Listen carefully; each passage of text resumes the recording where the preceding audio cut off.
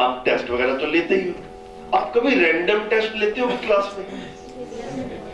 ठीक है, एक तो होता है पहले से बताया जाता है डेट शीट निकाल के कि ये तब जो है वो एग्जाम होगा, एक होता है कि surprise test. Surprise test, that's the right word.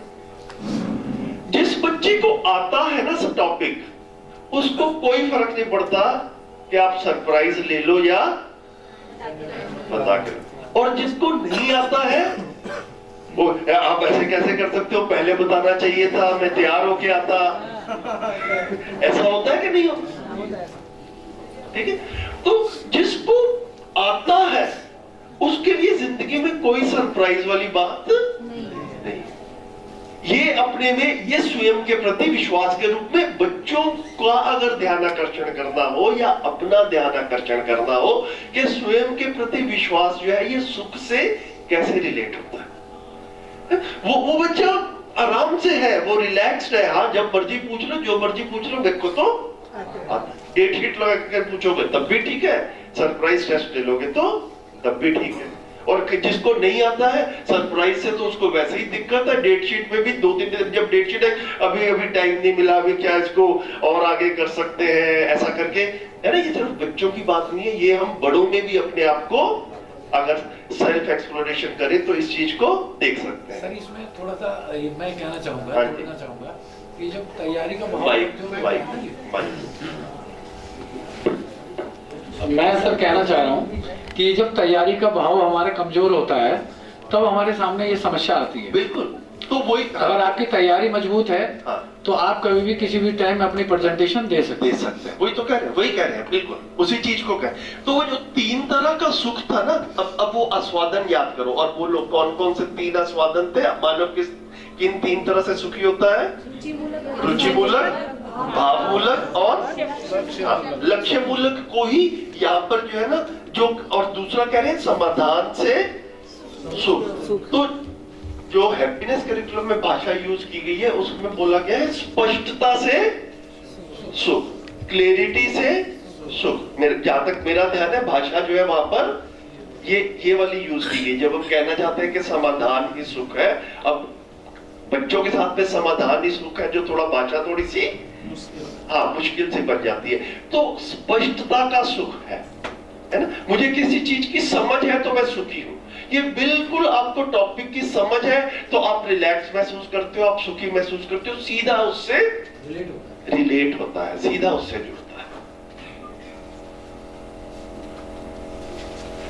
और हमारे को भी अपने में भी ऐसा रहता ही है कि आप पे भी कई जिम्मेदारियां रहती हैं, आप पे भी कोई एक्सपेक्टेशन रहती है, आपने उनको निभाया हुआ है, काम ठीक से हैंडल किया हुआ है। हाँ, पूछ लो, जब मर्जी पूछ लो, जो मर्जी पूछ लो, मेरी जो है तैयारी है। और जब वो पूरा नहीं हो रहा होता तो फिर जो है हम थोड़ा नर्वस सा रहते हैं, परेशान सा रहते हैं ना। फिर मतलब ढूंढते हैं, एक्सक्यूजेस ढूंढते हैं, जो कुछ भी है, फिर उसमें वो जो है ना वो दुख की तरफ जो है वो चल रहा है। काम मैनेज किया हुआ है, जो करना था वो हो रहा है। ये अभी हम छोटे छोटे डोमेन्स में देख रहे हैं, इवेंचुअली लाइफ में भी यही होता है। ओवरऑल लाइफ जब देख रहे हैं, मैं सब कुछ समझता हूं, मैं रिलैक्स्ड, बाहर कुछ भी हो जाएगा मैं उसको हैंडल कर सकता हूं। मैं हैंडल नहीं कर सकता, ये अपने में जब लगता है तो ये विश्वास की कमी, यही दुख है। सोमिया ने एक बार ऐसे ही शिविर लेते हुए, मैं एज ए पार्टिसिपेंट बैठा हुआ था, टीचर से पूछ लिया, कल को सपोज करो कि विभाग कहे कि हम विभाग बंद कर रहे हैं, सरकार की मर्जी, शिक्षा विभाग, सारा जो एजुकेशन जो है ना उसका प्राइवेटाइजेशन हो जाएगा। आप देखो फिर उसके बाद में प्राइवेट स्कूल्स में नौकरी ढूंढो, मिले ना मिले वो सारा आपका काम है। डिपार्टमेंट ने आपकी नौकरी 2 महीने बाद बंद कर देनी। अब क्या करो? सभा में सन्नाटा छा गया। 2-4 मिनट तो मतलब बिल्कुल भी जो है लोगों ने सोचा ही नहीं, सब परेशान किया। फिर एक बहन जो है वो धीरे से जो उन्होंने सोच के, मैं अपना बुटीक खोल लूंगी। तो मतलब अब वो कह रहे हैं जिंदगी जिंदगी में नौकरियां भी आएंगी नहीं आएंगी, क्या मैं अपने पैरों पे खड़ा होने के लिए, या जिसको हम कहते हैं कि पैसा कमाने के लिए भी ऐसा विश्वास है कि कुछ भी हो जाए बाहर मैं संभाल लूंगा? ये विश्वास नहीं होता है तो आप डिपार्टमेंट में पीड़ित होते हैं। और डिपार्टमेंट में नहीं, कहीं पे भी, प्राइवेट सेक्टर में भी, मेरे को ये नौकरी मिली हुई है, कहीं इन्होंने निकाल दिया तो मेरा पता नहीं क्या होगा, तो भैया जो कुछ भी ये कह रहे हैं वो मेरे को मानना पड़ेगा। अगर हम इस दबाव के साथ में अगर ये विश्वास नहीं रहता है तो आदमी जो है ना, वो बेचारा पूरी तरह से जो है अनचाहे मन से भी जो है वो काफी सारे काम जो ऐसा लगता है कि ये मेरे साथ में ज्यादती हो रही है, लेकिन कुछ कर नहीं पाता है क्योंकि अपने में ये विश्वास नहीं है कि ये नौकरी चली गई तो मेरा क्या होगा। जहां पर ये विश्वास रहता है मैं काम का आदमी हूं। सर ये तो परिस्थिति है, जैसा आपने इंजीनियरिंग का कोर्स किया तो आपको पता है भाई ये परमानेंटली रहेगी तो मैं कहीं भी खड़ा हो जाऊंगा, कोई कभी भी मुझे कोई ले जाएगा। अब जैसे हम बीएड हैं और हमें निकाल दिया गया तो हमारे पास तो कौन क्या करेगा, जैसे कि हमें हिंदी में है या कोई हिस्ट्री में। बस ठीक है, तो मैं आखिर में वही मैं कह रहा हूं कि बच्चों में विश्वास तब आएगा जब आप में विश्वास होगा। आप बच्चों को विश्वास की बात तब कर पाओगे, उनका विश्वास की तरफ तब ध्यान दिला पाओगे जब आप विश्वास पूर्वक जी रहे होगे। आप में विश्वास की कमी हो और बच्चे को विश्वास, बेटा विश्वास के साथ में जिया जा सकता है, और बच्चा देख रहा है कि टीचर ही विश्वास के साथ में जी नहीं पा रहा।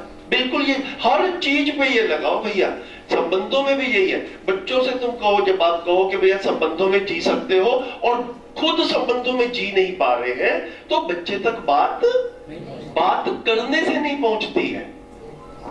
आप जो बात कर रहे हो उस बात के अनुसार आप जी पा रहे हो तब बच्चे तक पहुंचते हैं कि भाई हाँ ये ज्ञान की बात कर रहे हैं, जिंदगी की समझ की बात कर रहे हैं, जो मेरे को बता रहे हैं कि ऐसे सुखी होते हैं, ऐसे जीना होता है, और ये खुद वैसा जी पा रहे हैं, तभी मेरी बात आप तक तभी पहुंच रही है।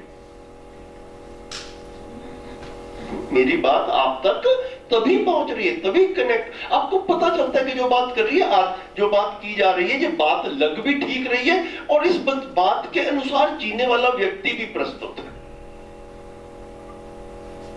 आचरण में होने से बात करती है। संबंध की भी यही बात है, मूल्यों की भी यही बात है। तो मतलब ज्यादा इसको ऐसा मतलब ना ले, अपने अंदर कहीं लगा ना ले इस चीज को, लेकिन इसको एक्सप्लोर किया जाए कि अगर विश्वास की कमी है तो हम कह क्या रहे हैं। तो ये बच्चा भी कल को टीचर बन जाएगा तो क्या हम इसको यही मैसेजिंग दे रहे हैं कि भैया अब तू तो जो है ना दूसरों पर ही हाँ डिपेंडेंट रहेगा। ऐसे में कहां वो विश्वास के साथ जी पाएंगे।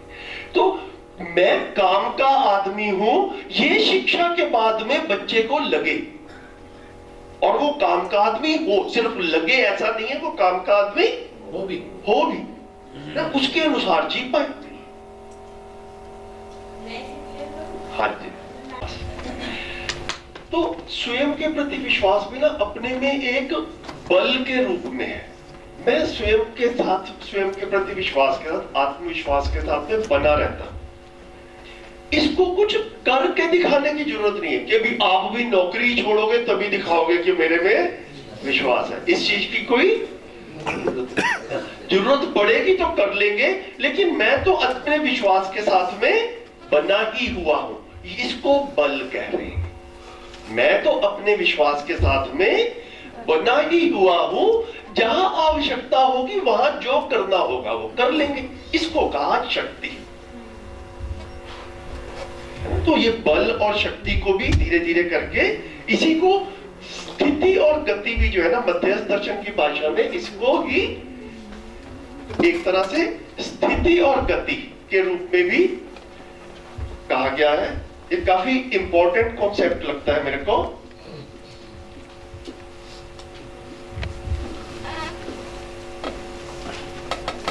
कि हर इकाई की, हर वस्तु की एक स्थिति रहती है और एक गति रहती है। स्थिति का मतलब हुआ स्वयं में व्यवस्था,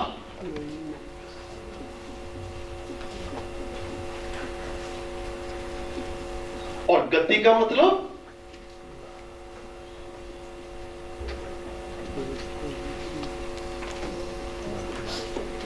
व्यवस्था में भागीदारी।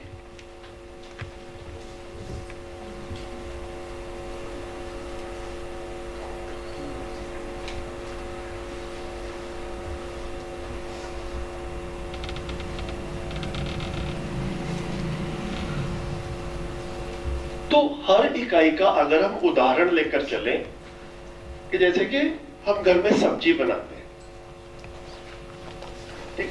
तो सब्जी की अपनी एक रॉ फॉर्म में स्थिति रहती है ना? आलू ही खराब है तो फिर आलू की सब्जी भी ठीक नहीं बनने वाली है ना? तो आलू ठीक है या नहीं है वो स्वयं में व्यवस्था वाली बात हो गई।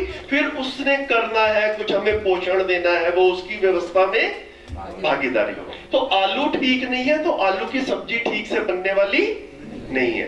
कार ठीक नहीं है तो कार से जो हमको करना था वो भी निश्चित नहीं है। कार ही ठीक नहीं और चल पड़े दिल्ली से, अब रास्ते में कहीं कार को ही पकड़ के बैठे हैं, कहीं उसको ठीक कराने के लिए मैकेनिक ढूंढ रहे हैं। तो स्थिति ठीक होती है तो उसकी व्यवस्था में भागीदारी भी हो पाती है। स्थिति ही ठीक ना हो तो गति ठीक, उसको क्या, इसको कह रहे हैं स्वयं में स्थिति मतलब स्वयं में व्यवस्था, और गति मतलब व्यवस्था में भागीदारी।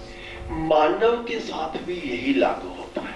हर मानव की एक अपनी स्थिति है और फिर उसकी एक परस्परता में भागीदारी व्यक्त होती है। बेशक वो कोई इंजीनियर हो, बेशक वो कोई डॉक्टर हो, बेशक वो कोई टीचर हो, अगर स्थिति ठीक नहीं है तो गति ठीक नहीं हो सकती। अगर स्थिति ठीक नहीं है अपनी तो गति ठीक नहीं हो सकती, तो व्यवस्था में भागीदारी ठीक नहीं हो सकती। तो हमें काफी बार दिखता है कि भागीदारी ठीक नहीं हो रही है, इसको ठीक करवा दिया जाए। ये कैसे ठीक होगा? जब स्थिति ठीक होगी। स्थिति ठीक होगी तो भागीदारी ठीक होगी। तो ये पूरा शिविर का जो कार्यक्रम है, मध्यस्थ दर्शन का कंटेंट है, ये मानव की स्थिति ठीक करने का कार्यक्रम है।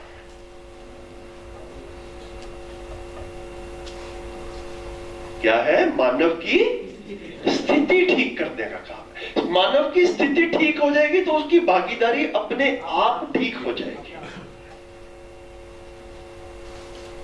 बेशक वो संबंधों में जी रहा है, बेशक प्रोफेशनल फील्ड में जाकर के कुछ काम कर रहा है, बेशक अकेले में भी बैठ के कुछ कर रहा है।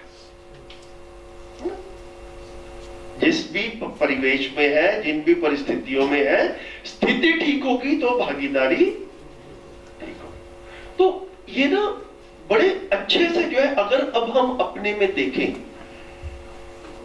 तो एक सवाल की तरफ ध्यान जाता है कि मानव गलती करता है, ये तो हमको पता चलता है। हम सबको पता चलता है कि नहीं पता चलता कि मानव गलती करता है। हम पहले दिन में जो समीक्षा की, चारों अवस्थाओं की बात की और देखा कि भैया पदार्थ अवस्था, प्राण अवस्था, जीव अवस्था, ये तो तीनों के तीनों जो है व्यवस्थित रूप से अपना कार्यक्रम जो है इनका चल रहा है। ये मानव ही है जो गलती कर रहा है। और फिर हमारे को यह भी लगता है कि मानव गलती ना करे, व्यवस्थाओं में भागीदारी कर रहा है वहां पर भी गलती ना करे, और संबंधों में ठीक से नहीं जी पा रहा तो यहां पर भी गलती ना करे। हम चाहते हैं कि मानव गलती ना करे, लेकिन वो गलती ना करे ये सुनिश्चित कैसे हो, ये हमारी स्पष्टता नहीं है। नहीं, मैं अब बेशक दूसरे की ही बात कर रहे हैं, मतलब मैं कर रहा हूं तो देर से आएगा, अभी ये तो दिखता ही है कि दूसरों को ठीक करना है ना। जो परेशानी है ये तो दूसरों से हो रही है, हमको ऐसा दिखता है। इनको समझा दिया जाए, किसी तरीके से समझ जाए, समझ नहीं रहे हैं। मैंने बहुत कोशिश की है, ऐसा भी हम सबको लगता है। तो मानव गलती करता है ये समझ में आता है, वो गलती ना करे ये हम चाहते हैं। ये होगा कैसे ये हमें पता नहीं। अब पिछले 6-7 दिन में जो बात हुई उससे क्या निकल कर आया कि मानव जो है शरीर और जीवन का संयुक्त रूप है। गति जब कर रहा है मानव, जब भागीदारी कर रहा है, तो हमें उसका शरीर वाला रूप जो है वो दिखाई दे रहा है और उसके कार्य व्यवहार में दिखता है कि गलती कर रहे हैं। उसकी कोई स्थिति है, मानसिक स्थिति है, समझ की स्थिति है, वो उसके अनुसार कार्य व्यवहार कर रहा है। ये जिसको मानव, जिसको उसकी समझ कह रहे हैं, ये जीवन में है और हमें जीवन का अता पता नहीं है। हम मानव जो है वो मानव बराबर शरीर, मानव का जीना जो है वो शरीर के हिसाब से है। ऐसा ही हमारा मानव मूलतः शरीर है, ऐसी ही हमारी कुछ अवधारणा जो है वो रही है शिविर में आने से पहले। कुछ आत्मा परमात्मा हमने सुना है, लेकिन ये आत्मा से कुछ समझ रिलेट में होती है, ऐसा तो मेरे कम से कम हमारे कान तक तो नहीं पहुंचा था कि आत्मा पे काम करके समझदार बनाना है। ऐसी कोई बात हमने कभी नहीं सुनी। आत्मा है, कुछ है, होगी, जैसे भी है, लेकिन समझदार बनना है। तो अब यहां पर क्या आया कि मानव जो है वो शरीर और जीवन का संयुक्त रूप है। जीवन में समझ जो है ये मानव की स्थिति है। तो काम किस पे करना है? समझ में। हाँ, यहां पर करना है। तो स्थिति और गति, भागीदारी ठीक नहीं हो रही है तो स्वयं में व्यवस्थित ही नहीं है। तो अब स्वयं में व्यवस्थित हो जाएगा तो भागीदारी कर ही लेगा। तो ये पूरा कार्यक्रम जो है ये इस तरह से जो है ये इसको लॉजिकली अगर देखें और ठीक भी लगता हो तो स्थिति को सुधारना है। और स्थिति को तब सुधार पाएंगे जब हमारी स्थिति सुधरी हुई है। मैं अव्यवस्थित हूं, दूसरे को व्यवस्थित कर दूं, ये भी हो नहीं सकता। एक बड़ा अच्छा सूत्र लिखा, मतलब बाहर भी कहीं ना कहीं लिखा ही होगा और है भी महत्वपूर्ण, जिसके पास जो है वो वही बांटेगा। जिसके पास जो है वो वही बांटेगा या वो वही बांट सकता है, उससे अधिक नहीं बांट सकता। आपका से 50 रुपए या 500 रुपए बांट दो, ये नहीं हो सकता। जो है उससे ज्यादा आप दे नहीं सकते। तो जितनी आपकी जैसी स्थिति है, दूसरे से आप बस उससे ज्यादा की बात तो नहीं कर सकते, उससे कम की। तो मैं शरीर और जीवन का संयुक्त रूप हूं। मेरा कार्य व्यवहार अच्छा होता है तो मेरी स्थिति के अनुसार होता है ना। तो मेरी भी कोई स्थिति और गति है। मैं अपनी स्थिति देख पाता हूं, अपनी गति देख पाता हूं, तब दूसरे की भी देख पाता हूं।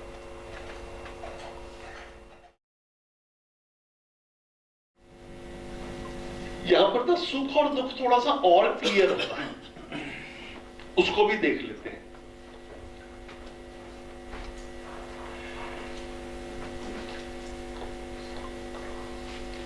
एक तो यह है कि काफी सारी चीजें जो है ना वो मन अपने लेवल पे डिसाइड कर लेता है। रोजमर्रा की जिंदगी में जैसा हमारी थिंकिंग है, तो मन को रोजमर्रा के अभ्यास से यह पता चल जाता है कि वृत्ति क्या चाहती है। तो हर बार कुछ खाने से पहले हम रुकते नहीं है। कभी पहले यहां पर जाके जैसे फाइल रेफर करते हैं ना कि यहां पर पूछा जाए कि ये खा लूं कि ये ना खाऊं, है ना। क्योंकि मन को रोजमर्रा की बात, जैसे आपको भी धीरे से अपने सीनियर के साथ में काम करते करते पता ही चल जाता है कि भैया इनकी थिंकिंग कैसी है, तो इनसे कौन सी बात पूछनी है और कौन सी बात बिना पूछे ही ये पता है कि इनका अप्रूवल मिल जाएगा। तो पूछे, मैं क्लास में जाके पढ़ा लूं सर, ये पूछने की जरूरत है कि वो तो मालूम है कि भाई ये चाहते ही है कि भैया तुम क्लास में जाके पढ़ा लो, तो यही जवाब आएगा इसमें। ठीक है, तो इसके लिए ऊपर पूछने की जरूरत नहीं है।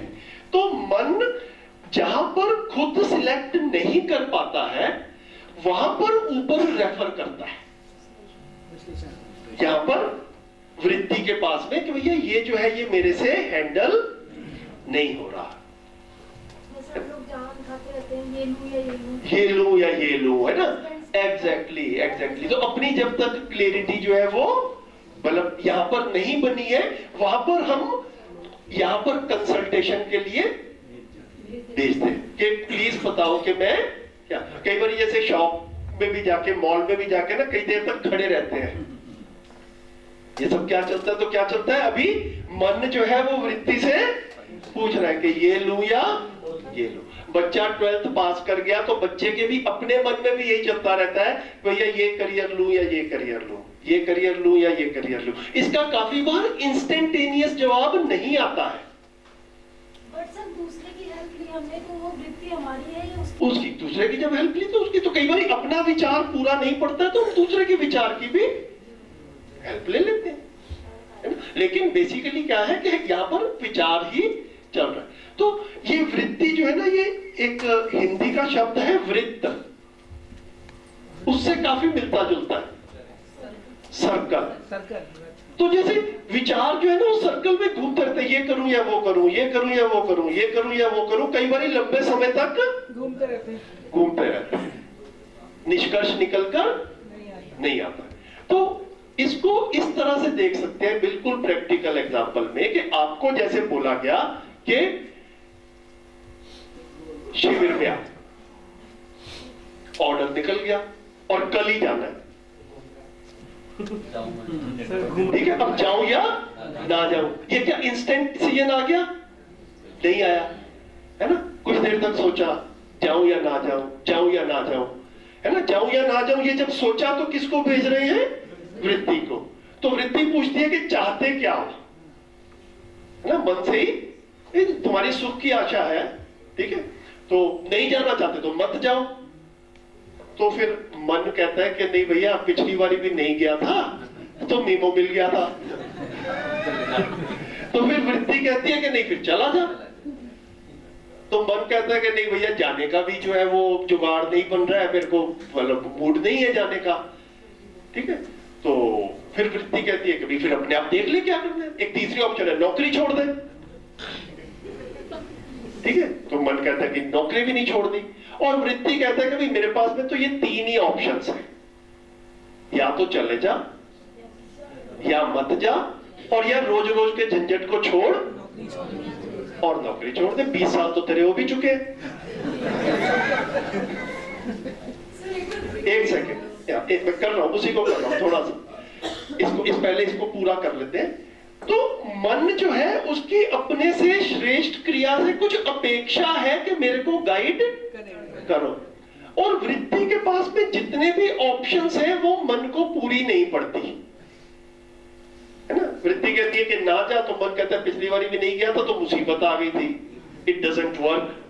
वो मन कहता है कि चला जा, तो फिर वृत्ति कहती है कि चला जा, तो फिर मन कहता है कि दैट आल्सो डजंट वर्क।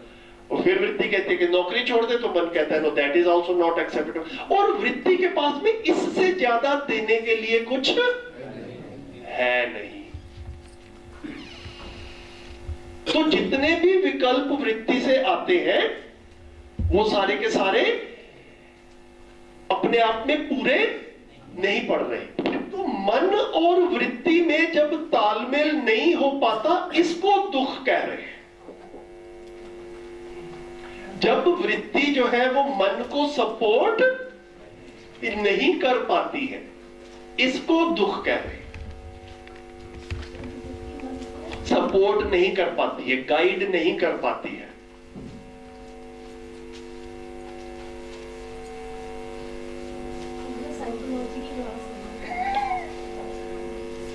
अभी तक हम लोगों ने दुख को ऐसा माना कि ये बाहर से आता है।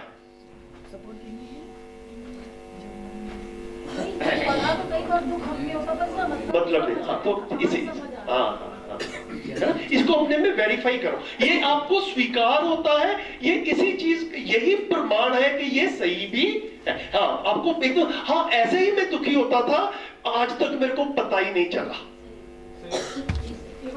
कॉन्वर्सेशन को स्पष्ट देख भी पाते हैं, अपने मन में देख पाते, हाँ, अपने मन, अपने अंदर एक संवाद जो है वो चल रहा है। बिल्कुल। तो अभी तक हम लोगों ने दुख को ऐसा माना कि दुख जो है वो बाहर से आता है। बाहर सिर्फ घटनाएं होती हैं, मैं उन घटनाओं को हैंडल कर पाता हूं तो मैं दुखी नहीं होता, मेरे से घटनाएं हैंडल नहीं होती हैं तो मैं दुखी होता।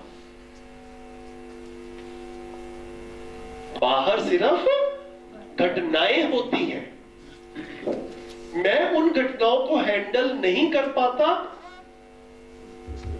तो दुखी होता हूं, और उन घटनाओं को हैंडल कर लेता हूं तो सुखी होता हूं। उसको सुख कह रहे हैं। ये अपने में योग्यता के बाहर कुछ भी हो जाए मैं हैंडल कर लूंगा, इसको सुख कह रहे हैं।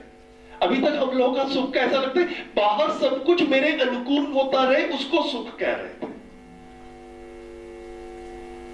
अब अपने में वेरीफाई करके देखो कि एक्चुअल में सुख लगता क्या है ना। ये दो तरह के विकल्प आ गए। अभी तक हम ये मान रहे थे कि बाहर कुछ होता है उससे मैं सुखी या दुखी होता हूं। बाहर कुछ अनुकूल होता है, फेवरेबल होता है, एज पर माई डिजायर्स होता है तो मेरे को अच्छा लगता है, तो मुझे सुख की फीलिंग आती है।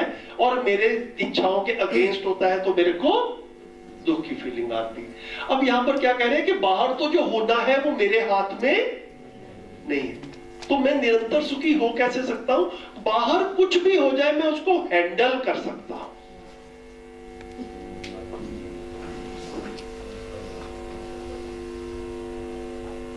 समझ का विकास।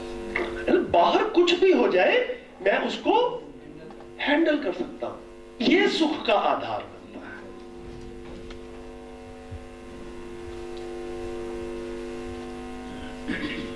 पर कुछ गहरा हो गया है discussion, I can see that. लेकिन देखिए एक कहीं ना कहीं पर ये एक भाषाभास के लेवल पे ऐसा तो लगता है कि बात ठीक आ रही है, अभी समझ में नहीं आई, ये हो सकता है, लेकिन बात ठीक हुई है कि नहीं हुई है? लेकिन मैं ग्रुप 2 के मेंबर होने के नाते मैं थोड़ा सा सर से एक रिक्वेस्ट करूंगा कि क्योंकि ये भ्रमित मानव से जागृत मानव की तरफ ये जो 4.5 से 10 जीवन क्रियाएं हैं उसके ऊपर सर ने जो बल और शक्ति का जो लिखा है थोड़ा सा बहुत ज्यादा कुछ क्लियर है, लेकिन जो हमारी क्योंकि परफॉर्म सेमिनार है ये तो थोड़ा सा और अगर अच्छा लगेगा कि बल और शक्ति के बीच में किस तरह से और ज्यादा कोर्स थोड़ा सा करेंगे तो अच्छा लगेगा। बाकी सब कुछ क्लियर था तो दोबारा से रिपीट नहीं करूंगा। Thank you sir. बढ़िया। देखिए ठीक है, ये बल और शक्ति शब्द लिखा था तो उसके बारे में चर्चा नहीं हो पाई थी, अच्छा याद दिलाया आपने। तो बल से क्या कहना चाह रहे हैं और शक्ति से क्या कहना चाह रहे हैं? तो शब्द तो परंपरा में है ही, आप सब इन शब्दों से वाकिफ हैं। यहां पर इनको जिस सेंस में यूज कर रहे हैं वो ये है कि शक्ति है कि मैं कोई काम करता हूं और बल है मैं कोई काम कर सकता हूं। मुझ में क्षमता है कुछ करने की, उसको कह रहे हैं बल। बल का मतलब मुझ में काम करने की, कुछ करने की क्षमता है, ठीक है। और शक्ति जो है उस काम को कर दिया। ये दोनों में फर्क है ना थोड़ा सा। एक है मैं काम कर सकता हूं और दूसरा है कि मैं काम कर दिया। तो इसका व्यवहारिक रूप से ऐसा देख सकते हैं कि जैसे कि मैं 10 किलो की बाल्टी उठा सकता हूं, है ना। तो मैं बल संपन्न हूं एक 10 किलो की बाल्टी को उठाने के लिए। अब इसमें शक्ति वाला पार्ट क्या हुआ? जब जरूरत पड़ी तब उठा लिया। अब हमेशा उठाता ही रहूंगा क्या?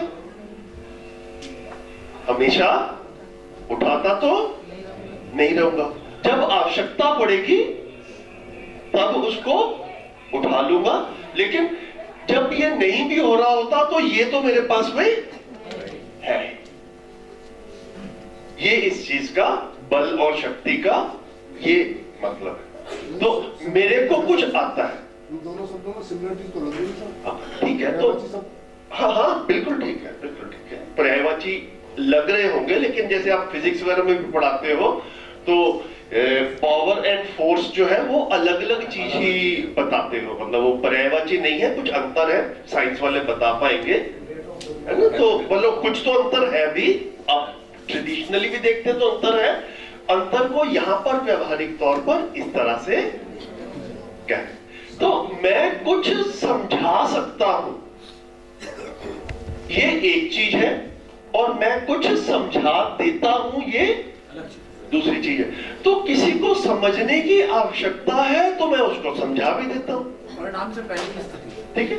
लेकिन अब किसी को समझने की आवश्यकता नहीं है तो अब मैं पकड़ पकड़ के समझाऊं, इसकी भी कोई आवश्यकता नहीं है। मेरे पास में समझने की जो का बल है वो तो मेरे साथ में बना ही हुआ है। तो काफी बार जो ये करने वाले पार्ट के ऊपर ना परंपरा में फोकस है।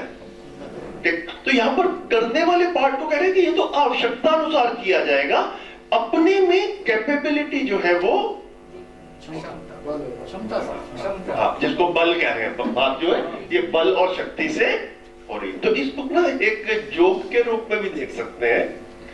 हल्का सा ऐसा आप लोगों ने भी, कुछ लोगों ने सुना भी होगा कि जैसे कहते हैं ना बच्चों को कि रोज एक अच्छा काम करो, रोज एक अच्छा काम करो। तो टीचर ने बच्चे को बुलाया कि भाई तुमने कल क्या अच्छा काम किया। तो बच्चे ने बताया कि मैंने एक ब्लाइंड लेडी थी उसको सड़क पार कराई। फिर टीचर ने दूसरे बच्चे को बुलाया कि तुमने कुछ अच्छा काम किया कल। किया, क्या किया? मैंने भी एक ब्लाइंड लेडी को सड़क पार कराई। फिर तीसरे बच्चे को बुलाया गया, तुमने कुछ अच्छा काम किया? हाँ किया, क्या किया? मैंने भी एक ब्लाइंड लेडी को सड़क पार कराई। तो टीचर हैरान हुए, इतने तो ब्लाइंड लेडीज दिखती भी नहीं है जितनों को आप सड़क पार, और कहां पे इतने सारे ब्लाइंड लेडीज? कहते बड़े सारे नहीं थी, वो एक ही ब्लाइंड लेडी थी, हम तीनों ने ही उसको सड़क पार कराई। तो फिर टीचर ने कहा कि एक ब्लाइंड लेडी को सड़क पार कराने के लिए 3 लोगों की क्यों जरूरत पड़ी? तो कहते वो सड़क पार करना ही नहीं चाहते थे तो हम तीनों लगे, तब जाके जो है सड़क उसको हमने पार कराई। तो काफी बार क्या होता है कि अच्छा काम करो में बोलो कोई जरूरतमंद दिखे तभी आप अच्छा काम करोगे। अब कोई जरूरतमंद नहीं है तो मैं अच्छा आदमी हूं ये साबित कैसे होगा? है ना? काफी बार जो है जो परंपरागत तरीकों में देखो, जिसको हमने अच्छे काम माने हैं ना, जो हम कहते भी है कि लंगर लगाना और कपड़े बांटना और ये सब करना, ये सब में मैं अच्छे काम करके सुखी होता हूं, इसके लिए किसी का दुखी होना आवश्यक है। मेरे को अच्छे काम करके सुख मिलता है। अगर इस भाव से, इस तर्क से देखा जाए तो अच्छे काम करके मैं सुखी होता हूं, जरूरतमंद की मदद करने के लिए करके, तो इसके मूल में क्या निकल कर आया कि मेरे सुखी होने के लिए बाकी लोगों का या कुछ लोगों का या काफी लोगों का दुखी होना आवश्यक है। क्योंकि अगर किसी को कंबल चाहिए ही नहीं, समाज में सब जो है वो समृद्धि के भाव से जी रहे हैं, सबके पास में खाना है, अब मैं अच्छा हूं ये साबित कैसे होता है? दुख पैदा करना पड़ेगा नहीं, देखो अभी हम लोगों ने इतने व्यवहारिक से, सिंपल से सवाल भी जो है वो इतनी डिटेल में जाकर के नहीं थे। तो ये कह रहे हैं कि हमें अपने ये जो है बल संबंधता, मतलब हाँ मैं इस भाव के साथ में बना हुआ हूं, आवश्यकता पड़ती है तो कर देता हूं, करने की कोई मजबूरी नहीं है। ये जो है इसको बल और शक्ति के रूप में इस तरह से देखो। ठीक लग रही है इतनी बात? मैं अपनी अच्छाई के साथ में बना हुआ हूं, जहां जरूरत पड़ती है वहां प्रस्तुत हो जाता हूं, सब ठीक ठाक किया तो ठीक है, मैं अपने पे और काम करता रहता हूं, अपने को इंप्रूव करता ही रहता हूं। ठीक हो गया इतना? इसको जो है बल और शक्ति। हाँ जी भैया कुछ कहना चाह रहे हैं? ठीक है, इसको इस तरह से देख लेते हैं जैसे आप कह रहे हैं कि 2 शब्द हैं, क्रिया और कार्य। हम सबने दोनों शब्द सुने हुए? इन दोनों शब्दों से हम क्या कहना चाह रहे हैं? व्हाट इज क्रिया, व्हाट इज कार्य? तो क्रिया क्या है?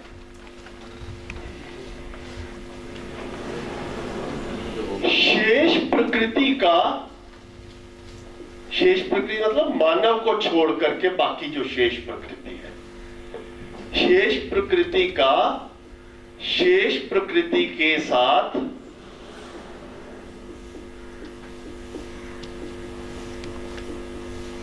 कार्यकलाप।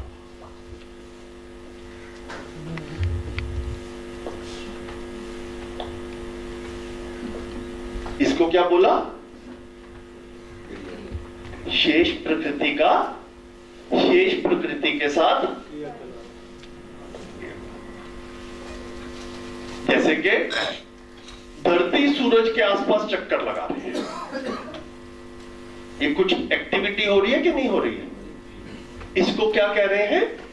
शेष प्रकृति का शेष प्रकृति के साथ में क्रियाकलाप है, इसको क्रिया कह रहे हैं। ये क्रिया हो रही है। पानी है समुद्र में, नदी में, धूप आती है, पानी इवेपोरेट होता है, बादल बनते हैं, बारिश होती है, ये सब क्या है? क्रिया है। ठीक है, ये सब, इसमें मानव का कोई हस्तक्षेप नहीं। फिर कार्य किसको कहा? मानव का शेष प्रकृति के साथ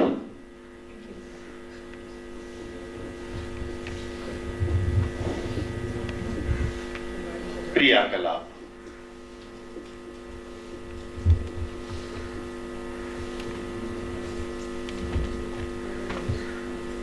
हम खेती करते हैं, हम खाना बनाते हैं, हम सॉफ्टवेयर लिखते हैं, ये सब क्या है? कार्य। मानव का शेष प्रकृति के साथ क्रियाकलाप।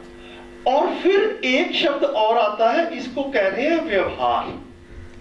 इसको कह रहे हैं मानव का मानव के साथ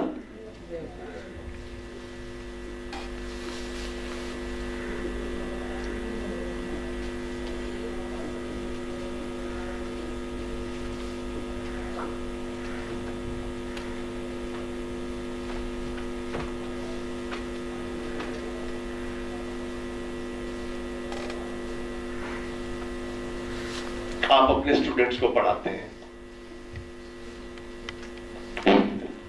ये क्या हुआ? तो ह्यूमन इंटरेक्शंस जितने भी हैं उसको शब्द दिया गया, क्योंकि इन सारी चीजों के बारे में बात करने की जरूरत है। मानव नेचर के साथ भी काम कर रहा है, मानव मानव के साथ में भी काम कर रहा है। तो कैसे परिभाषित यूज करेंगे? तो कार्य जो है वो मानव का शेष प्रकृति के साथ में जो है उसको कार्य कहा, और मानव का मानव के साथ में जो क्रियाकलाप है उसको व्यवहार कहा। इन दोनों को मिलकर कर्म कहा।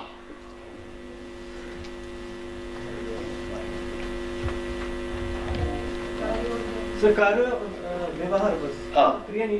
क्रिया में तो मानव ने कुछ किया ही नहीं है। क्रिया में तो हाँ, कि उसमें तो रेस्ट ऑफ द नेचर के साथ में काम कर रही है। तो ये कर्म नहीं है, कर्म मानव का है। तो कर्म का फल होता है, क्रिया का परिणाम होता है। इसका भी कुछ रिजल्ट निकलता है, इसका भी कुछ रिजल्ट निकलता है। इसका जो रिजल्ट निकल कर आया उसको फल बोला, कर्मों का फल, और क्रिया का परिणाम। दिन रात हो रहा है, बारिश का मौसम आया, सर्दी का मौसम आया, आज फॉग है, कल नहीं है, ये सब क्या है? क्रिया के परिणाम है। मतलब यहां पर ऐसा कह रहे हैं, यहां पर जब हम बात करेंगे तो ऐसा कहकर चलेंगे कि जो क्रिया का हो रहा है रिजल्ट उसको परिणाम कह रहे हैं, और जो कर्म का रिजल्ट निकल कर आ रहा है उसको परिणाम। कर्मों का फल है, क्रिया का परिणाम है। अब मानव अकेले में तो रह नहीं रहा, और अकेले में रह भी नहीं सकता। एक कहीं पे सूत्र शायद लिखा भी होगा, बाहर मेरे को ध्यान नहीं है। मानव लिखना चाहे लिखे, मानव का अकेले में कोई कार्यक्रम नहीं है, लिखा है तो मानव का अकेले में कोई कार्यक्रम नहीं है।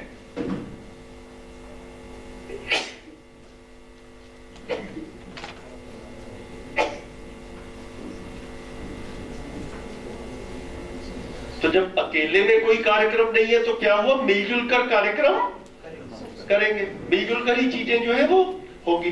तो जो मिलजुल कर चीजें हो रही हैं, तो मानव का मानव के साथ में जो कार्यकलाप है उसको क्या परिभाषा दी थी हमने आज सुबह? व्यवहार। हमने क्या बोला था? क्रिया बोला था। शेष प्रकृति का, शेष प्रकृति के साथ में क्रियाकलाप जो है वो क्या है? क्रिया। मानव का शेष प्रकृति के साथ में क्रियाकलाप क्या है? कार्य। और मानव का मानव के साथ में क्रियाकलाप जो है वो क्या है? व्यवहार, है ना?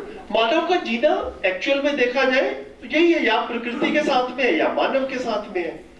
तो मानव का अकेले में कोई कार्यक्रम नहीं है। व्यवहार करना जो है वो हमारा, मतलब there is no getting away from behaviour. We do not live in isolation. हम अकेले में नहीं रहते हैं। हम सोचे कि हम व्यवहार मुक्त हो जाएंगे, ऐसा नहीं है। और व्यवहार से हमारी सुखी होने की अपेक्षा है। उदाहरण के तौर पर अभी तक ना, जब तक हम वस्तु मूलक जीना जीते हैं, शरीर मूलक जीना रहता है हमारा, तो काफी बार ऐसा लगता है कि भैया ये पैसे से ही सुखी या दुखी होता। एक बड़ी अच्छी एक्सरसाइज है अपने लिए करने के लिए, अपने अभ्यास में लाने के लिए, रोजमर्रा की जिंदगी में सुबह से शाम तक देखा जाए कि हमारे सुखी या दुखी होने के पीछे कितनी बार वस्तु महत्वपूर्ण है और कितनी बार व्यवहार महत्वपूर्ण है। अभी पिछला शिविर था पिछले महीने, तो एक टीचर बहन थी यहाँ पर, तो बाई चांस क्या हुआ कि उनका जन्मदिन शिविर के बीच में आ गया। हो ही सकता है आप में से भी आया ही होगा, हमें पता नहीं चला।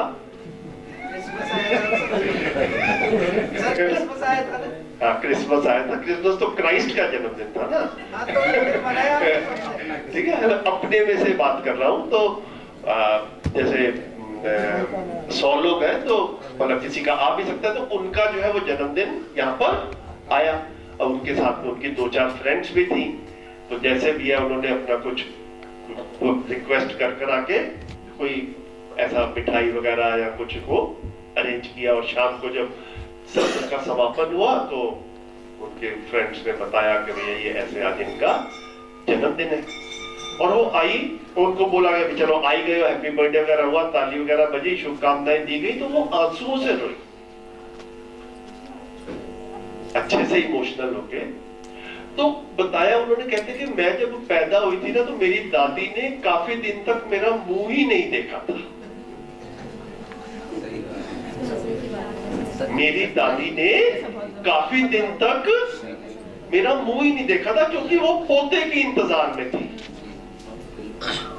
और आ गई पोती,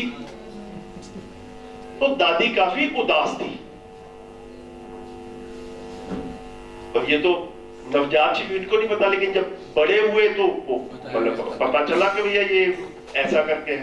तो अब वो दादी तो रही घर में, और दादी का जो माइंडसेट था वो भी था। वो कहते कि मेरा जो जन्मदिन वगैरह ना, मेरी शादी के बाद में ही मनाना शुरू हुआ। हस्बैंड ने फिर जो है वो, अब क्या हुआ, ये ह्यूमन इंटरेक्शन ही है, और इसमें कहीं पर भी वस्तु, कहीं पर भी पैसा, क्या है? शुद्ध रूप से व्यवहार ही है, शुद्ध रूप से व्यवहार है। तो ये अपने में बड़ा क्लियरली देखने वाली बात है, सुबह से शाम तक 24 घंटे, कि जब भी मैं दुखी महसूस करता हूं,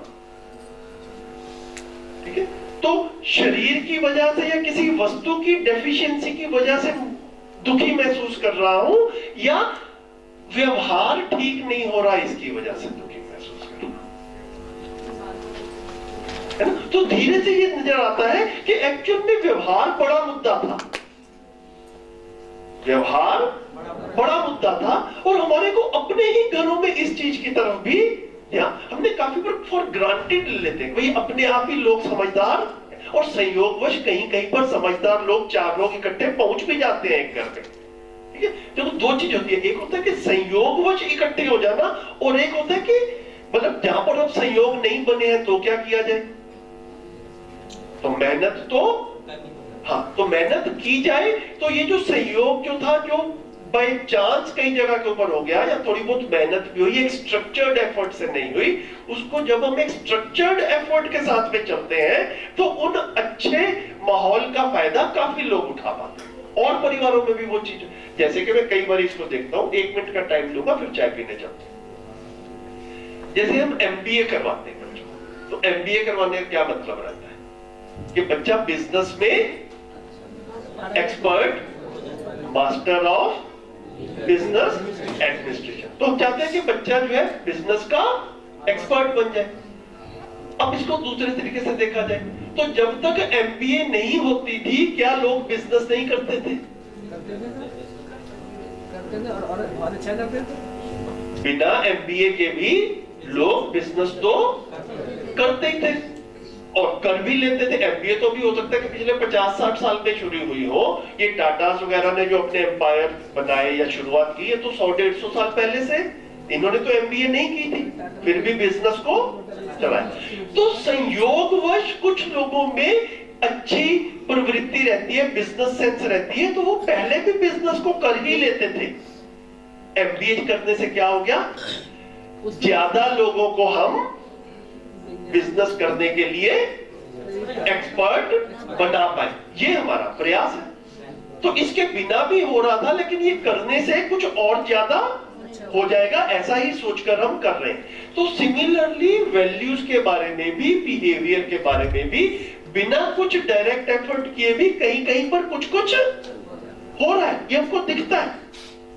लेकिन ये जो हो रहा है बस उतना ही पर्याप्त है या मेरे घर में भी इस चीज की जरूरत है और अच्छे से करने की जरूरत है, काफी घरों में ये करने की जरूरत है। जब इस तरफ ध्यान जाता है तो लगता है कि हाँ, ये शिक्षा के माध्यम से हम एक स्ट्रक्चर्ड वे में भी कर सकते हैं, तो ज्यादा परिवार और ज्यादा व्यक्ति इसका लाभ उठा पाएंगे और ठीक से जी पाएंगे, सुखपूर्वक जी पाएंगे। फिर वो जो है ना, किसी का दर्द ले सके तो हो सके तो ले उधार, फिर दूसरों का दर्द भी उधार लेने लायक हो जाएंगे, क्योंकि अपना दर्द तो खत्म हो गया। जब तक अपने दर्द की गठरी लेकर चले हैं तब तक दूसरे का दर्द लेने की भी क्या मतलब, अब तो अपना ही नहीं हैंडल हो रहा।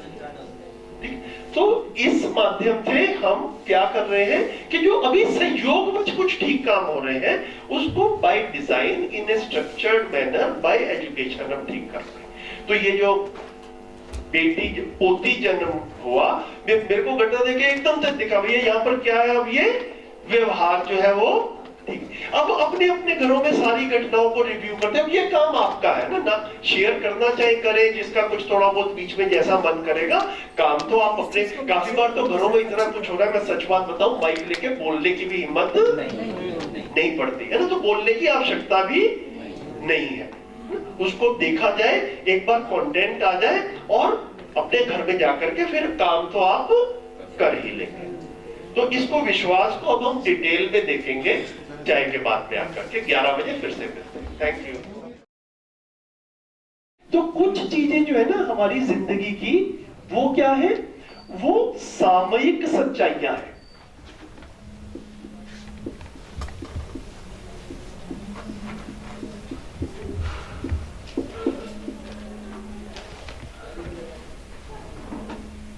सामयिक सच्चाइयां मतलब किसी समय तक जो है ना,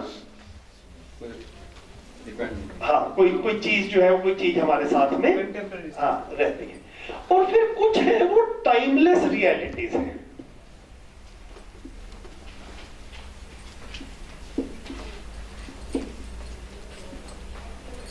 जो समय के साथ में बदलती नहीं है। तो आजकल का जो कॉर्पोरेट, मैं तो काफी साल कॉर्पोरेट वर्ल्ड में भी काम किया। मैंने आपको बताया था कि 1984 से 1994 तक मैं इसरो में रहा। 1994 के बाद में मैं कॉर्पोरेट सेक्टर में शिफ्ट किया।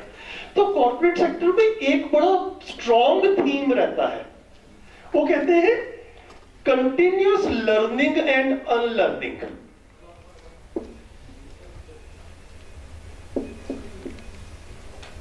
कंटिन्यूअस लर्निंग एंड,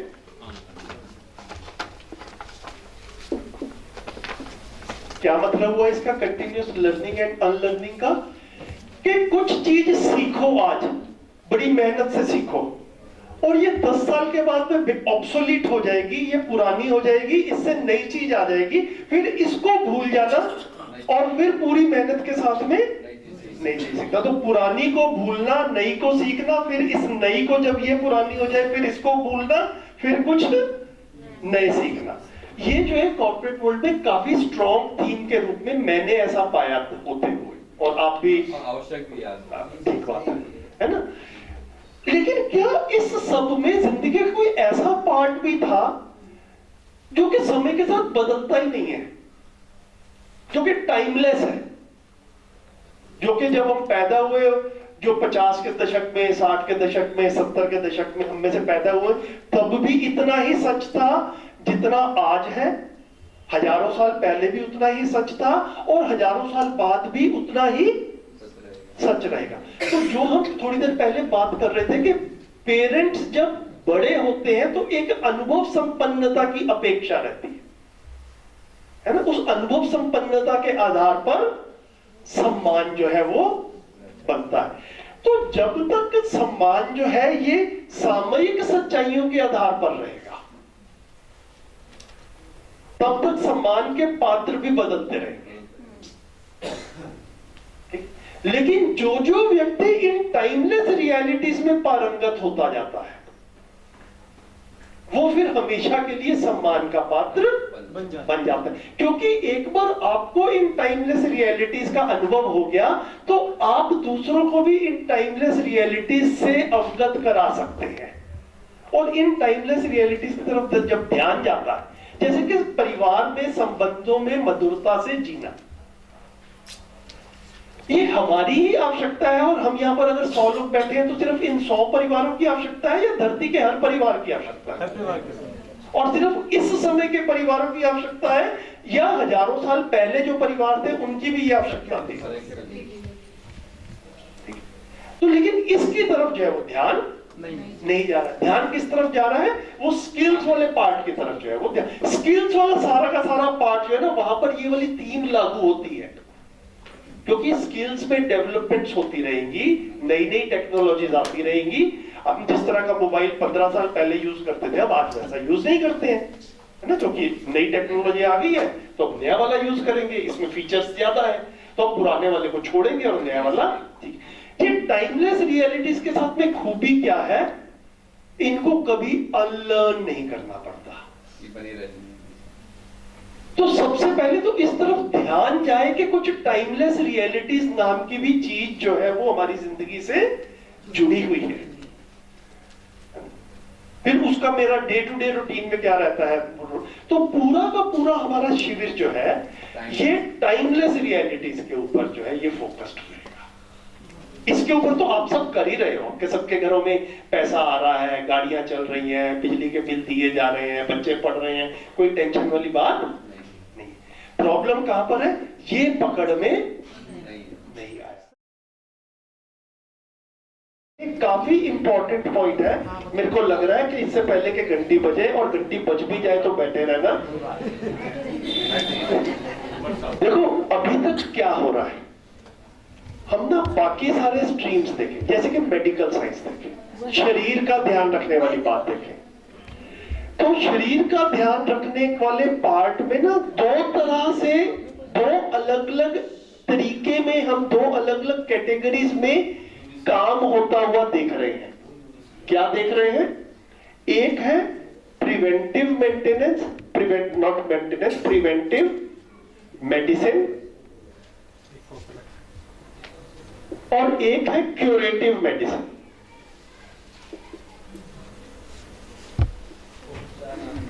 मेडिसिन भी कह सकते हैं, मेथड्स भी कह सकते हैं।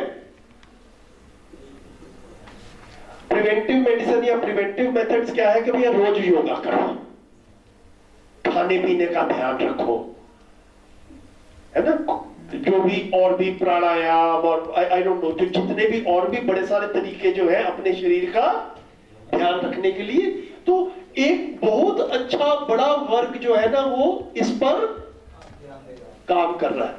मतलब एक्सपर्ट्स का भी है, समाज का भी है, बिजनेस का भी है। और एक बड़ा वर्ग जो है वो क्यूरेटिव मेथड्स और क्यूरेटिव मेडिसिन के लिए भी, कि भैया ये आप ध्यान तो रखते ही हो, उसके बावजूद भी कुछ हो जाए तो हम भी बैठे हैं। है ना, या किसी ने गलती से ध्यान नहीं रखा और कुछ हो गया तो हम लोग है। तो शरीर का ध्यान रखने में ये भी है और शरीर का ध्यान रखने में ये भी। जब हम संबंधों का ध्यान रखने की बात करते हैं तो यहां पर कुछ भी नहीं हो रहा है। जब कुछ दुर्घटना हो जाती है तो सीधा हम यहीं पर ही काम करने की कोशिश कर रहे हैं कि ठीक कैसे करें, दुर्घटना ना हो इसके लिए कहीं पर भी कुछ हो नहीं रहा है। तो एक बार ध्यान इस तरफ चला जाए कि बाकी सारी जगह के ऊपर प्रिवेंटिव वाला काम भी हो रहा है और क्यूरेटिव वाला काम भी हो रहा है। संबंधों वाले मामले में जब हम जाते हैं तो इस तरफ कहीं पे किसी का ध्यान नहीं है। और एक बड़ी अच्छी कहावत है इंग्लिश की, prevention is better than cure. तो यहां पे ध्यान दे दिया जाए तो यहां पर जो है हाँ समस्याएं ही कम होगी, मुश्किलें ही कम होगी। तो ये पूरा का पूरा जो शिविर है ये हाँ ये इस तरफ है। आप लोगों को इसकी आवश्यकता है, ठीक है। तो इसको देखा जाए जैसे भी है, लेकिन इसमें कहीं पर ये छूट ना जाए अगली पीढ़ी के लिए। कम से कम अगली पीढ़ी को हम यहाँ के लिए ध्यान रखते हुए चले और यहाँ पर जो करना है उसको हम अपनी समझ विकसित करते हुए करते रहे। इतना ठीक। ये जो है ये मुझे एक बिल्कुल ओवरऑल जो है ना ऐसा लगा कि कंक्लूडिंग रिमार्क्स के रूप में आप लोग इसके बारे में सोचते रहें और ये देखें कि अपने घर पे क्या काम करना है। कहानी कल सुन लेंगे। तो जिन्होंने भी मेरे जागृति और विकास में सहायता की, उस सहायता के प्रति स्वीकृति का, इसको ग्रेटिट्यूड कह रहे हैं।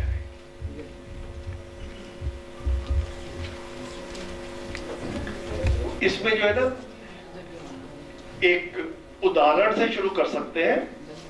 मैंने जब पर्सनली इसको देखना शुरू किया कृतज्ञता के साथ में सौम्यता को, कि कैसे जो है कृतज्ञता से सौम्यता,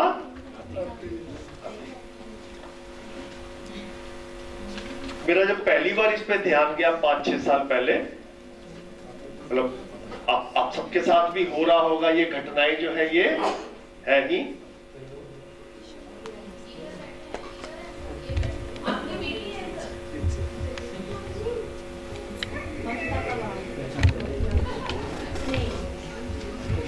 तो इसको जब देखा तो आज से तकरीबन ये कब की बात होगी, 2014 के आसपास की कुछ।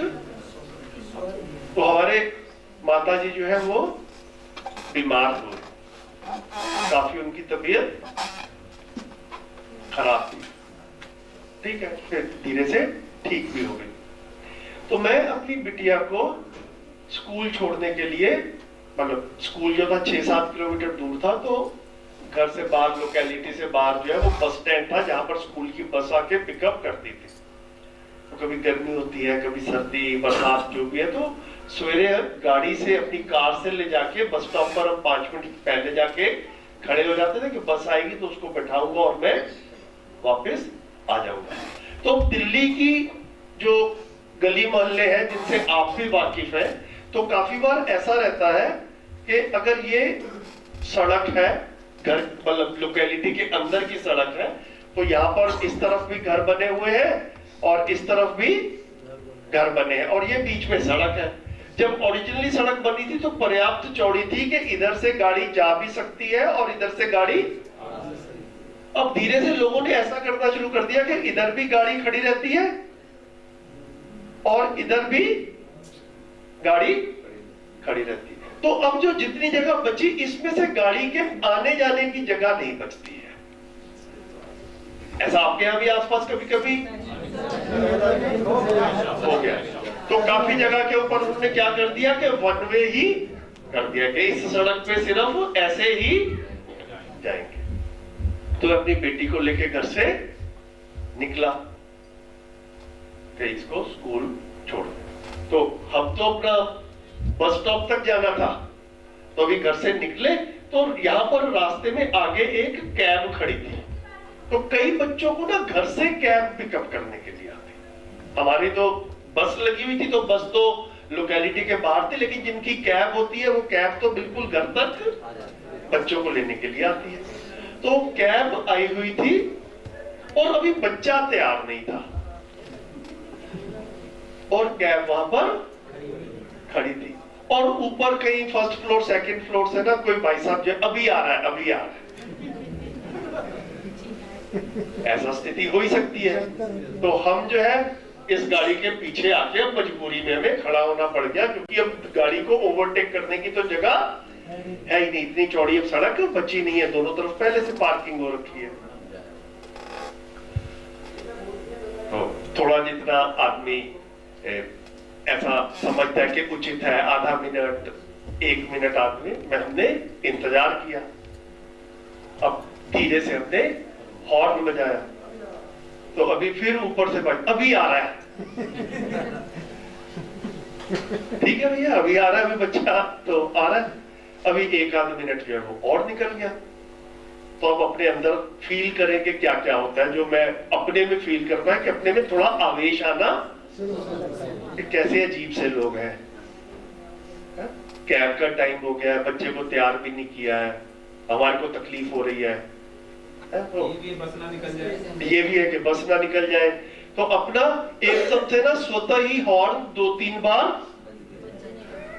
और फिर देर तक भी थोड़ा सा, तो खैर जी कहते सुनते थोड़ा जो है वो मतलब वो फाइनली आ गया बच्चा और वो बैठा और वो आगे वाली कैब निकली और फिर हम भी निकले और अपने बेटी को बस पे बैठाया। बस मिस नहीं हुई थी, ये मेरे को याद है, अपना जाके ठीक हो। ये एक दिन ये घटना हुई। इसके कुछ दिन बाद ही सिमिलर घटना रिपीट हुई किसी दूसरे घर के आगे। अब कैब यहां खड़ी थी और इधर कोई बच्चा जो है वो कैब में आना था, कोई दूसरी कैब थी और कोई दूसरा बच्चा था और बच्चा अभी तैयार नहीं था। और हमने जो है अब गए तो गाड़ी जो है, अब हमारी गाड़ी इस कैब के पीछे आ गई, अब आगे नहीं जा सकते। और ऊपर जो थे बच्चे के पिताजी खड़े थे और वो पिताजी थे वही डॉक्टर थे जिन्होंने हमारे मम्मी के बीमार होने पे बड़ी मदद की थी,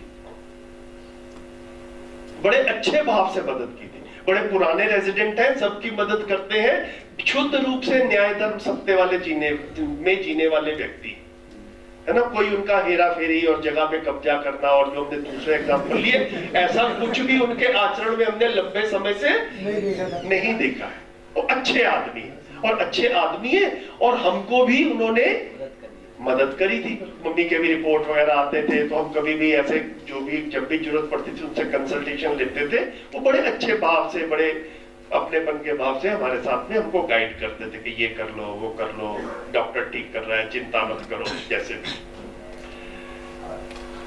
तो हमारी गाड़ी जब यहाँ पर पीछे जाके खड़ी हो गई तो वो बच्चा उन डॉक्टर साहब का था जो भी तैयार नहीं था। तो ऊपर देखा तो बालकनी में डॉक्टर साहब बस इतना सा कह रहे थे कि अभी आ रहा है। तो मैं शांति से वहां पर इस कैब के पीछे खड़ा हो गया। अब आधा मिनट 1 मिनट निकल गया, बच्चा अभी भी नहीं आया। अब मैं खड़ा तो बिटिया को लगा कि भैया अब तक तो हॉर्न बजा देना चाहिए था पापा को। तो कहती है पापा हॉर्न बजाओ ना। तो मैंने कहा बेटा ये ना डॉक्टर सागर का बेटा है, उस डॉक्टर सागर खड़े हुए तो थोड़ा वेट कर लेते हैं। तो हमने 1 आध मिनट जो है वो और वेट किया, अभी बच्चा फिर से नहीं आया। अब बेटी में थोड़ा सा जो है ना वो रेस्टलेसनेस सी कि पापा देर हो रही है, मेरी बस मिस हो जाएगी, हॉर्न बजाओ ना। तो मेरे मुंह से निकला कि तेरी बस मिस हो जाएगी तो तेरे को स्कूल छोड़ाऊंगा। लेकिन उस दिन मेरे से हॉर्न नहीं बजा। क्यों नहीं बजा? क्योंकि कृतज्ञता का भाव था। तो जब कृतज्ञता का भाव रहता है तो स्वतः ही मानव स्वनियंत्रित हो जाता है, स्वतः ही स्वनियंत्रित हो जाता है। स्वनियंत्रित, उसको नियंत्रित करना नहीं पड़ता। ये मैं बड़ी क्लियर, इस तरह के जितने उदाहरण अपनी लाइफ में हम देख पाते हैं ना, कि कब मैं स्वनियंत्रित हुआ, कब मैं आवेशित हुआ। देखो एक ही तरह की घटनाएं अलग अलग मानव के साथ में होती रहती है, और हमारा रिस्पॉन्स अलग अलग मानव के साथ में अलग अलग हो सकता है अगर हमारा ध्यान जाए। और कई बार देखने वाले को देख के ये लगता है कि तुम एक आदमी के साथ में एक तरह से पेश आते हो और दूसरे के साथ, है ना, तो उसको सिर्फ व्यवहार दिख रहा है, उसको भाव नहीं दिख रहा है। तो हम खुद अपना भाव देख पाए तो दूसरों को भी भाव दिखाने के योग्य हो पाते हैं। सर एहसान क्या हो फिर? यही मैं उर्दू में एहसान बोल दूं शायद। कृतज्ञता जो है, मतलब अगर ऐसा ही उसका मीनिंग आता है, मेरे को ऐसा लगता है, बाकी पता नहीं, है ना, तो उसको इंग्लिश में ग्रेटिट्यूड बोल रहे हैं। तो भाव क्या है कि जब मुझे कहीं से मेरे जागृति, विकास और के लिए कोई सहायता मिली है और मुझे ये एक्सेप्टेड है कि हाँ ये सहायता मिली है, आई एक्नॉलेज दैट, तो मैं अपने आप स्वनियंत्रित हो जाता हूं। इसको अपने में देख पाए, ये बहुत ही सुखद घटना होती है।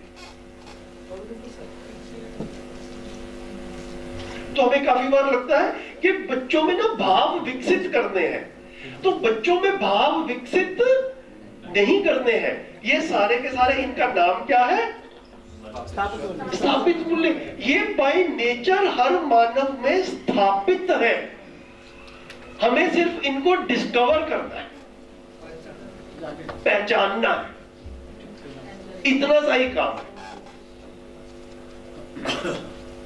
जैसे ही ध्यान जाता है एकदम से पता चलता है कि भाई कृतज्ञता से सौम्यता आती है। तो जितना अपने आसपास देखे कि सौम्यता नहीं है, मानव स्वनियंत्रित नहीं है, मतलब मानव में कृतज्ञता का भाव नहीं है। ये शुद्ध रूप से ये निष्कर्ष निकल कर आता है।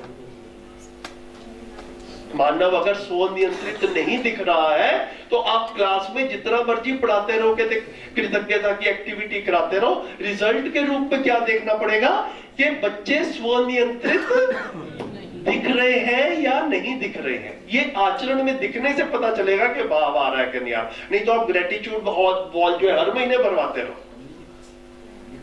है ना, उसका आकलन भी तो थोड़ा सा करना होगा ना। तो ये जो है ये ज्यादा आसानी से दिखता है। तो कुछ इस तरफ ध्यान जाके काम होता है और कुछ जो है वो इस तरफ जाकर के ध्यान। तो इसकी पूरी जैसे जैसे हमारी क्लैरिटी बनती है, it is very helpful to all of us. कभी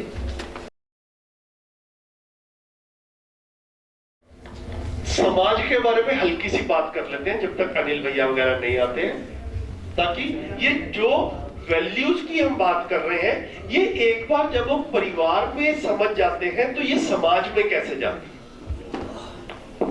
तो हमारे एक साथी हैं, वो कभी ट्रेन में जा रहे थे। एक उदाहरण से शुरू करते हैं, है ना, उदाहरण के रूप में कहानी है, रियल कहानी है, घटी हुई घटना।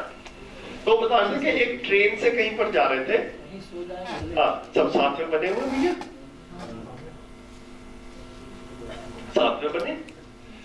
तो ट्रेन से कहीं पर जा रहे थे हमारे साथी, और सर्दियों के दिन थे, जैसे नॉर्थ इंडिया की ठंड रहती है भयंकर वाली। तो रात को किसी छोटे से स्टेशन पे 2 बजे जो है वो ट्रेन खराब हो गई। खराब नहीं हो गई, रुक गई, और रुक गई और देर तक रुकी गई। ऐसा लगता था कि इस छोटे स्टेशन पे इतनी देर तक रुकने की ट्रेन को आवश्यकता नहीं है।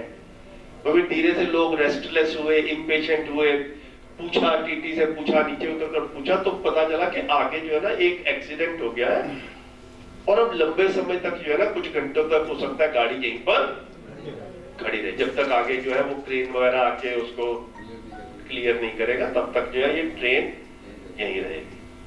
अब छोटा सा स्टेशन था, उस छोटे से स्टेशन पर एक ही चाय वाला था, और सारी गाड़ियां भी वहां पर नहीं रुकती थी। तो उसकी तैयारी ऐसी ही रहती थी, कोई ट्रेन आए तो मेरे 25-30 कप जो है वो बिक जाते हैं चाय के, इतना उसके पास में दूध रहता है, इस तरह से जो है वो वहां पर अपना स्टॉल लगा के बैठा। अब अचानक ट्रेन जो है रुक गई और अब लंबे समय तक रुकेगी और पता नहीं लोगों को कितनी बार चाय पीनी पड़ेगी। तो उसके यहाँ एकदम से पूरी जो भीड़ सी जो है ना वो उमड़ पड़ी।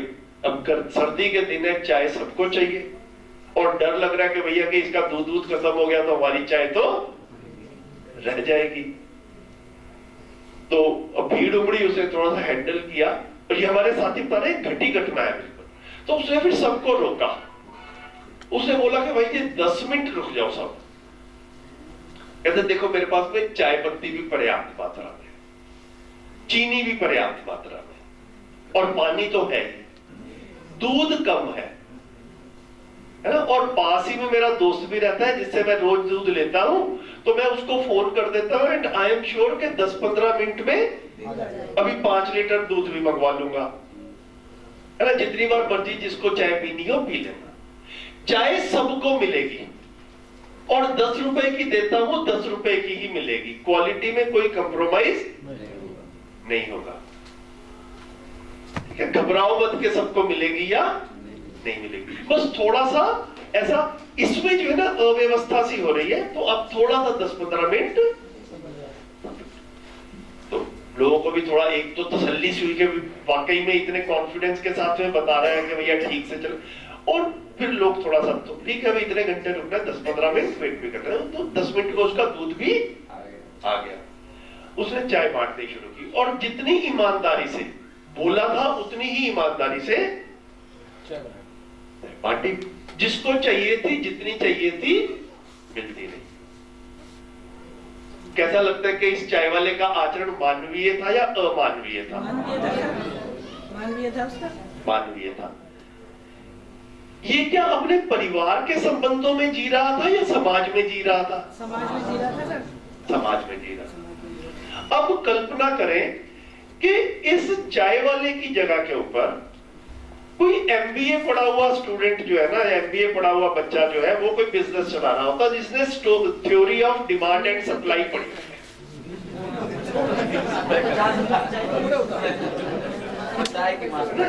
जिसने theory of demand and supply पढ़ी हुई है कि डिमांड ज्यादा हो जाए तो प्राइस बढ़ जाता है,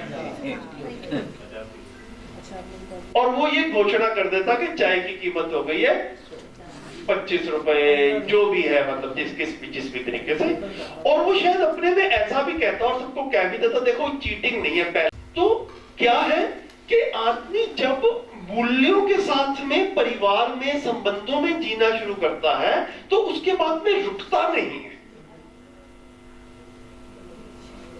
वो संबंधों, वो मूल्यों का निर्वाह, मूल्यों का प्रवाह, ये जो है ये फिर जहां भी आदमी जाकर जिएगा, जहां भी काम करेगा, उन मूल्यों के साथ में ही जिएगा।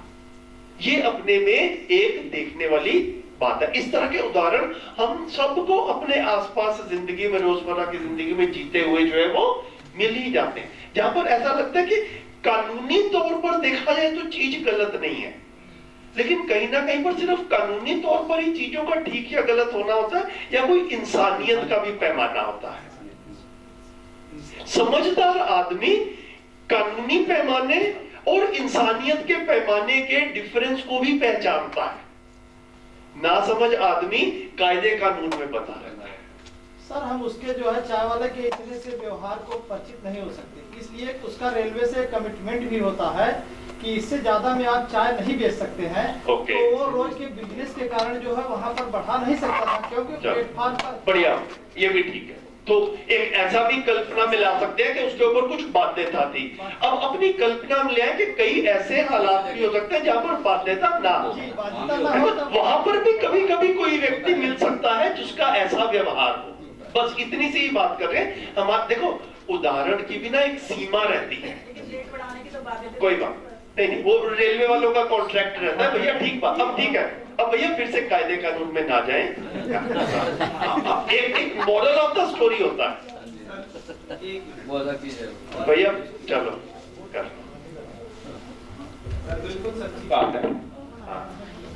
हापुड़ में एक बार कर्फ्यू लगा, अनावश्यक रूप से लोगों ने लगवा दिया। उसका भी कारण बताता हूँ। किठोड़े मोहल्ले के पास वो नाम दूसरा है, तो वहां पर किसी मोमडन की जब खेत था, उसे हड़पने के लिए कहीं से सांप ले आए और सांप को अफीम खिला करके भगोने में रख दिया, और वो सांप ऐसे ही खड़ा था। मेरी बहन भी उस पर पैसे चढ़ाई, मैं मना कर रहा था। कईयों ने चलाया तो वहां हिसाब लग गया, कुछ उसका सांप्रदायिक मामला था, उस वजह से झगड़ा हो गया और हापुड़ में कर्फ्यू लग गया। अब मैं कहानी बताता हूँ अपनी सच्ची। तो मेरा जो साधन था पढ़ाई करने का, वो एक मेरी दुकान थी, मैं खुद कमा के पढ़ाई करता था। तो उस समय जब कर्फ्यू लगा तो हमारे गांव में चीनी की बड़ी डिमांड हुई।